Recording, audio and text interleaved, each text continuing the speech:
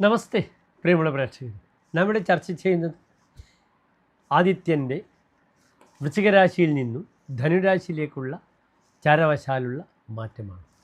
എപ്പോഴാണ് മാറ്റം സംഭവിക്കുന്നത്?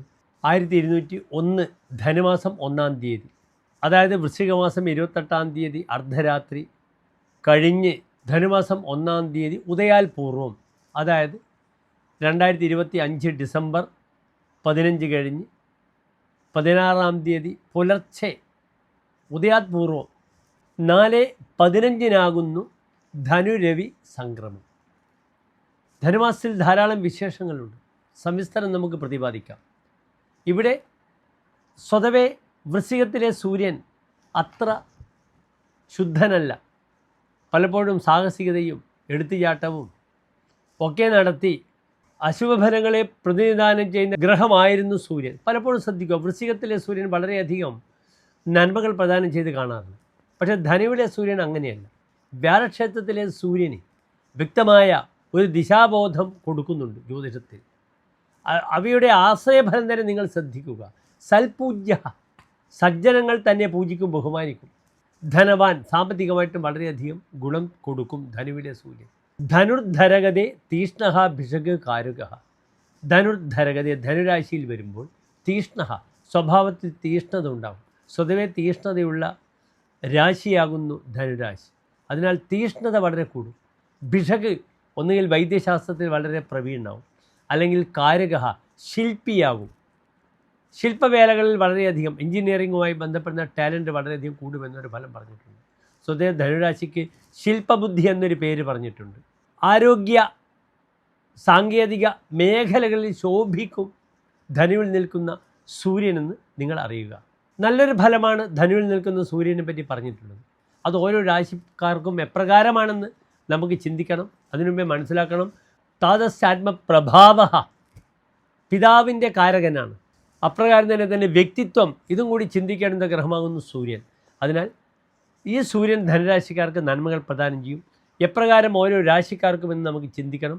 അതിന് പുറമെ ഒരു കാര്യം കൂടി മനസ്സിലാക്കുക, അടുത്ത മാസം മകരം 1-ാം തീയതി ഒരു പുത്തൻ മാസം ആരംഭിക്കുകയാണ്, ഉത്തരായനം ആരംഭിക്കുകയാണ്. സൂര്യൻ ശക്തമായി വരുന്ന എല്ലാ സാന്നിധ്യവും പ്രകടിപ്പിക്കുന്ന ഒരു രാശിയാണ് ധനുരാശി എന്നറിയുക.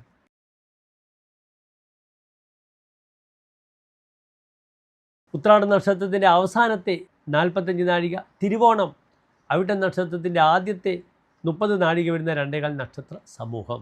മകരം രാശിക്കാർക്ക് സൂര്യൻ ആരാണ്? അഷ്ടമാധിപനാണ്, 8-ാം ഭാവാധിപനാണ്. ഏറ്റവും കഷ്ടപ്പെട്ട ദോഷമുണ്ടാക്കുന്ന 8-ാം ഭാവത്തിൻ്റെ അധിപനാണ് സൂര്യൻ. ആ സൂര്യൻ നിൽക്കുന്നതോ 12-ാം ഭാവത്തിൽ. പാപം വ്യയം പതനം നിരയം വാമം അമ്പകം സ്ഥാനഭ്രംശം വൈകല്യം ദ്വാദശേന വിചിന്തിയത്. ശരീരത്തിലുണ്ടാകുന്ന വൈകല്യങ്ങൾ, പാപം, വ്യയം, ദുർവ്യയം, പതനം, വീഴ്ച, ഇടത്തെ കണ്ണ്, സ്ഥാനഭ്രംശങ്ങൾ ഒക്കെ തന്നെ 12-ാം ഭാവം കൊണ്ട് ചിന്തിക്കണം. അവിടെ സൂര്യൻ വരുമ്പോൾ അഷ്ടമാധിപനാണ്. ഏറ്റവും ദോഷപ്പെട്ട ഭാവത്തിൻ്റെ അധിപനായ സൂര്യൻ വരുമ്പോൾ മകരം രാശിക്കാർ പാദങ്ങൾ മുതൽ ശ്രദ്ധിക്കണം. ഡിസ്ക് വേദന, നടുവേദന, പാദങ്ങൾ, അധകൃശ, ശരീരത്തിൻ്റെ ഭാരത്തെക്കാളും പാദങ്ങൾക്ക് ദൗർബല്യമുള്ളവരാണ് മകരം രാശിക്കാരെന്നറിയുക. അതിനാൽ പാദസംബന്ധമായ ബുദ്ധിമുട്ടുകൾ, നടുവേദന, ഇടത്തെ കണ്ണുമായി ബന്ധപ്പെടുന്ന കാഴ്ച സംബന്ധിച്ച ബുദ്ധിമുട്ടുകളൊക്കെ ഉണ്ടാകും. മകരം രാശി നിശാരാശിയാണ്, അസമയത്ത് സഞ്ചരിക്കാൻ പാടില്ല. പതിതസ്തുരിഭേ എന്നാണ് ഹോരാചാര്യർ ഫലം പറഞ്ഞിരിക്കുന്നത്. പതിതഹ, വീഴ്ച വരും, പാതിത്യം വരും, വീഴ്ച വരും. ചമത്കാരം എന്താ പറയുന്നത്? ഒന്നുകൂടെ അടിവരയിട്ട് പറഞ്ഞു, രവിർദ്വാദശയെ നേത്രദോഷം കരോതി. 12-ലെ സൂര്യൻ ഒരു വ്യക്തിയെ നേത്രരോഗിയാക്കും. അത് ഏത് 12-ാം ഭാവത്തിൽ നിന്നാലും. പക്ഷേ മകരം രാശിയെ സംബന്ധിച്ചോളം അത് വളരെ കൂടുതലാണ്. വിപക്ഷാഹവേ ജായദേയസോ ജയശ്രീഹി, ശത്രുമായുള്ള ബന്ധത്തിൽ, യുദ്ധത്തിൽ ജയിക്കും. ചില കേസുകളിലൊക്കെ വ്യവഹാരങ്ങളിൽ ജയിക്കുമെന്നൊരു ഫലവും പറഞ്ഞിട്ടുണ്ട്. സ്ഥിതേലിപ്സ്യ ലീയതേ ദേഹദുഃഖം, തൻ്റെ സ്റ്റെബിലിറ്റിക്ക് വേണ്ടി ശരീരത്തിൻ്റെ സുഖദുഃഖങ്ങൾ നോക്കാതെ ഇദ്ദേഹം ഹാർഡ് വർക്ക് ചെയ്യും. ആ ഹാർഡ് വർക്ക് ചെയ്യട്ടെ, അവിടെയും ഗുണം വരണം. ഇല്ലാത്ത ഹാർഡ് വർക്കിന് ഒരർത്ഥവുമില്ല. പ്രയോജനമനുദ്ദിശ്യ ന മന്ദോപി പ്രവർത്തതേ, പ്രയോജനമില്ലാതെ മന്ദൻ പോലും, വിഡ്ഢി പോലും ഒന്നും ചെയ്യില്ല. അതിനാൽ വളരെ ടാലൻ്റായി കാര്യങ്ങൾ നീക്കുക. അല്ലെങ്കിൽ ധനനഷ്ടം, സമയനഷ്ടമാണ്. അച്ഛൻ മുതലായവർക്ക് രോഗം വരും. സൂര്യൻ പിതൃകാരകനാണ്. അതിനാൽ ഈ ഒരു മാസം മകരം രാശിക്കാർ തങ്ങളുടെ പിതാവിന് വേണ്ടി എന്ത് ചെയ്യണം? അവരുടെ നക്ഷത്രത്തിൽ മൃത്യുഞ്ജയ പുഷ്പാഞ്ജലിയോ മൃത്യുഞ്ജയ ഹോമമോ ചെയ്യുന്നത് വളരെയധികം നല്ലതായിരിക്കും. ഹാനിരധ്വപ്രദേശെ വഴിയിൽ അപകടമുണ്ടാകും. അതിനാൽ അസമയത്തുള്ള യാത്ര, മകരം നിശാരാശിയാണ്. രാത്രിയാത്ര വളരെയധികം നിയന്ത്രിച്ചില്ലെങ്കിൽ രാത്രിയാത്രയിൽ അപകടമുണ്ടാവുക, വാഹനങ്ങൾ കൂടിയിടുക, അല്ലെങ്കിൽ ആരെങ്കിലും തന്നെ വിലപ്പെട്ട കാശ് തട്ടിയെടുക്കുക, അസമയത്തുള്ള സ്വർണം നഷ്ടപ്പെടുക രാത്രിയാത്രയിൽ, ഇതൊക്കെ വളരെ ശ്രദ്ധിക്കണം.